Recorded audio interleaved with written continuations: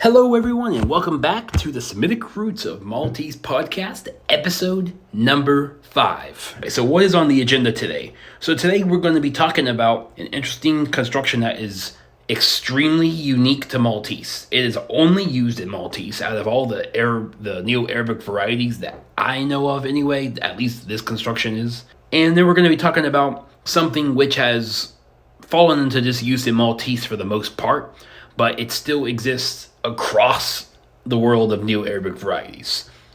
And then we got our normal archaic expressions, and then we have an interesting root of the day, which has had an interesting evolution away from Arabic. So I think you will find this interesting if you're following along. All right, now let's dive into this. So the first one, the right to assemble. That's what this expression means, the one that I'm sharing here today. It literally means the right that they are assembled. This doesn't really make any sense in English, but that's how it's expressed in this language. Il-yed. The interesting thing about this particular word, yed means a right in Semitic Maltese or in traditional Maltese. This actually comes from the Arabic word for hand, which is eid or yad, depending on what variety you're using. And in Maltese, this initial E sound, it extended out into yeah. I'm assuming it was a ya before it became a yeah, but I don't have that history in front of me. And yed became the word for right. And then li comes from ili, which is also a word in Maltese, but it's a very old word, not really used anymore. And it means that. So it's like the blah blah, that blah blah.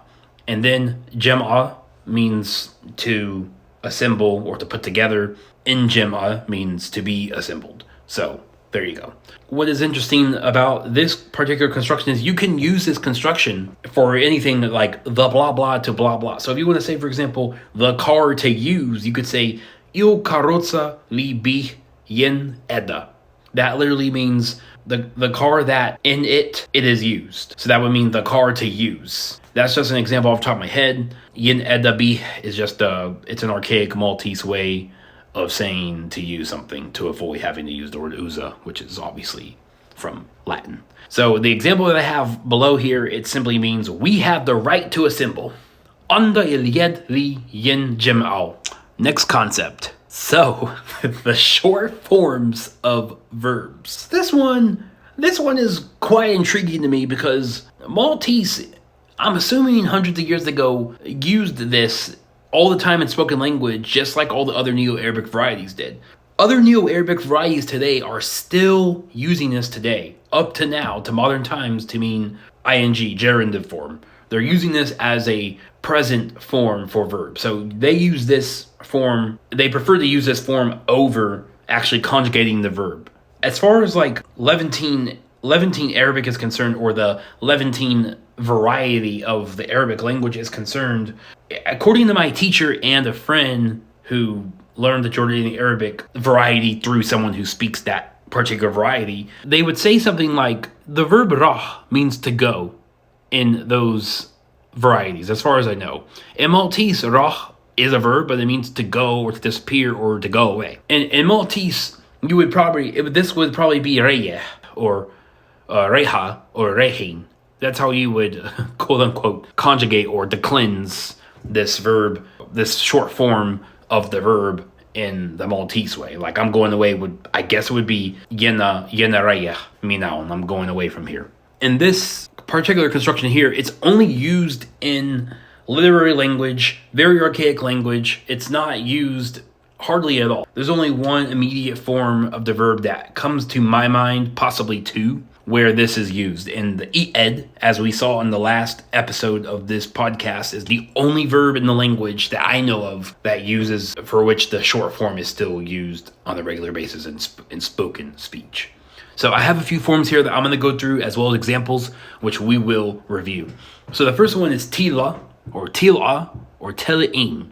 Tila literally means to go up, or to come up. And the example I have here is mu'abil wasalt, yen tila isa, which means I just arrived a little bit ago. I'm coming up now. I'm going up now. I'm coming in now. Something like that. And there's also another form of another verb in here that I could have added, dihel, dihla, dahlin, which is entering. And the second one, mishi, mishi, mishia, and meshgin. This literally means walking. It's from mesha. Ahna meshin fu isis.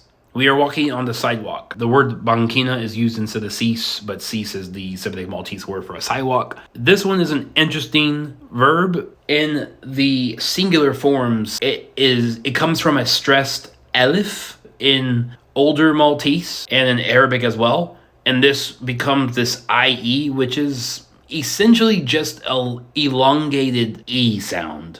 And in the plural form, you don't do this. And then you have rekbi, not rikbi, but rekbi, rekbin, riding.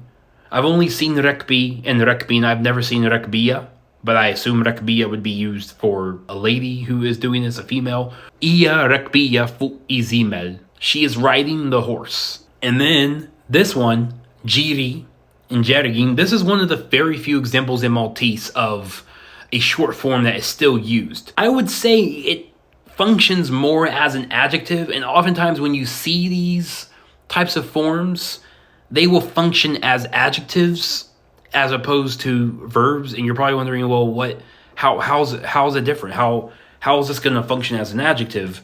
Well, it's just the way that it's expressed. That's after so many years of like reading Maltese text and listening to the language and stuff, I kind of have an ear for this.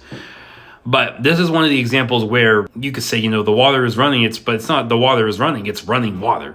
And the reason why I say it's an adjective here is because running is an adjective that is describing the water, running water. So il majiri. But if we were to take this verb and say I'm running, I'm running here, I could say yen jiri yaun. I'm running here. So that's why I put that here, because it's one of those examples where it can be used as a verb, as a short form of the verb, if you just wanted to be, I guess, silly, like I do when I speak Maltese, or if it could also function as an adjective as well. And then the last example that I have here is from nizl, which means to go down or to descend. So nizel, nizla. So you have this closing up, this merging of the Z and the L. So you don't say nizella, you say nizla. So you push it together. The same thing kind of sort of happens with tila and tila. You push this together. And nezlin. Italia nizla. The elevator or the lift is going down. So the rare or outdated word for today. This one, I'm not exactly sure if I would call this a rare or an archaic word in Maltese. However, some of this stuff can be considered not very used. You're not going to hear a lot of Maltese people saying the word dawn. People will just say oldwa meaning morning, or fiolodu. And oldwa by itself is not really used. People just say fiolodu, in the morning. It literally means in the morning, but fiolodu also can just mean morning in a lot of the cases. It's interesting how these feels got stuck, attached to the word that it's describing in front.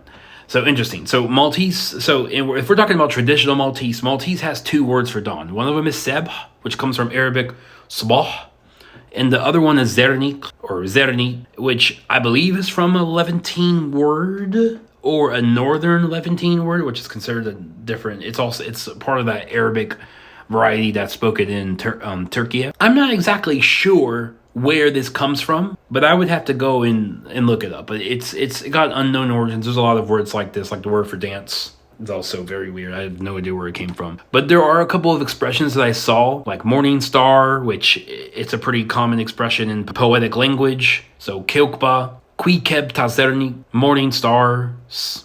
And then you have tebesh bish iseb, the rays of dawn. Those are expressions that most people listening to this have probably heard, especially for poems. As I was mentioning before, oldwa means morning, and oldwit means mornings. Ada is tomorrow. It's kind of sort of connected to this, and I believe Russian has a similar form, zavtra, which is basically za uftra, beyond the morning, which would be something about tomorrow, and Morgen in German, I believe, is tomorrow. It's the morning. So there's a lot of languages that have this thing with the word for morning also being the word for tomorrow. This is the same. It's basically the same thing in Maltese, but Maltese actually has slightly different pronunciations for all these words, and they're all separate words.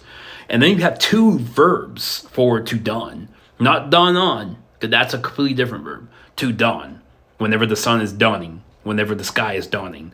So, sebah and zerna. Sebah means with two B's in the middle of the word means to last until dawn, or for something to go on until dawn. That's an interesting one. So today's trilateral root, mar. This one I mentioned at the beginning, it was going to be interesting because if you use this with Arabic speakers, they're not going to have any idea what you're talking about. And I know this straight from personal experience. Like they do not understand, because this, and it's not even really that used in Arabic as far as I know. I haven't seen the word used very much because most varieties use rah, some other word, or they say, and even in standard like Fusha Arabic, they say something like dhahab, alhab, I'm going. In Maltese, this doesn't exist. You have deb, which is basically gold, but that's a separate Arabic word. In Maltese today,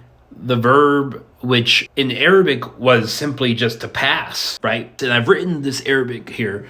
It's a meme followed by a ra with a shadda, which indicates a double consonant sound. And this also has I would consider it to be one of the irregular verbs of Maltese. Mar is the past tense form. If you want to say I went, you say mort. She went is maret with two R's. And then in the present tense, yamur or tamur. And in the first person singular, you'd say mamur with two M's. So that's I'm going, not inmur, but mur. And then in the first person singular or we conjugation, you say muru. So it's two M's again. Whenever you're conjugating this in the third person plural, it's just yamoru. So it's got a very weird conjugation. And then whenever you want to say we went, you would say mort. So you have mort for I went, and then you have morna for we went. So you just take that mort that you would have before you attach the suffix indicating the pronoun, and then you put na. So morna. And then you got to do moru, mortu, and moru. So it's a very irregular verb. And it took me a long time to master it. I don't want to call myself a master because I actually did not know that this verb can mean to go bad or to die. I saw this in Jabra, but it means to go, and it can also mean to leave. And the root only deals with going to places or on trips. It's got a very colorful way of taking this trip concept. It just twisted it completely. All of these are still used in Maltese except maybe mawar. I've never seen that being used, or tamawar. I'm not even sure about tamawar. The second one, tamawir, means making frequent trips. Never seen this. I don't know when I would use this. I don't know when someone would use that. And then you have maura, or maurit in the plural, which means a trip or a vacation. Maltese has a lot of words for trips and vacations. You can also say safra, which comes from seafair, which means to travel. Safra is a vacation or a trip. And you got batala, which is a vacation. So there's a lot of words for that. And then you have maurin. I saw this word in an example on Jabra. I imagine it was a government document or something. Maurin, the act of taking a trip. The act of taking a trip is relaxing. I guess you could say that.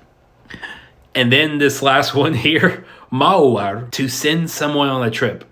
I mean, if somebody could mawar me somewhere, they can mawar me to Malta. I could speak Maltese. I could speak traditional Maltese and make a video about, see who understands it. I don't know. That is all I have today. If you liked the video, please share the video with everybody that you know that loves languages. Share it with your family, share it with your friends. If you really like this, please like the video and leave a comment if you have any questions or if you just want to say something about it. Thank you. I'm hayırlı li raytuha yek yo ochbitom atilu video like share ma habibek u ailek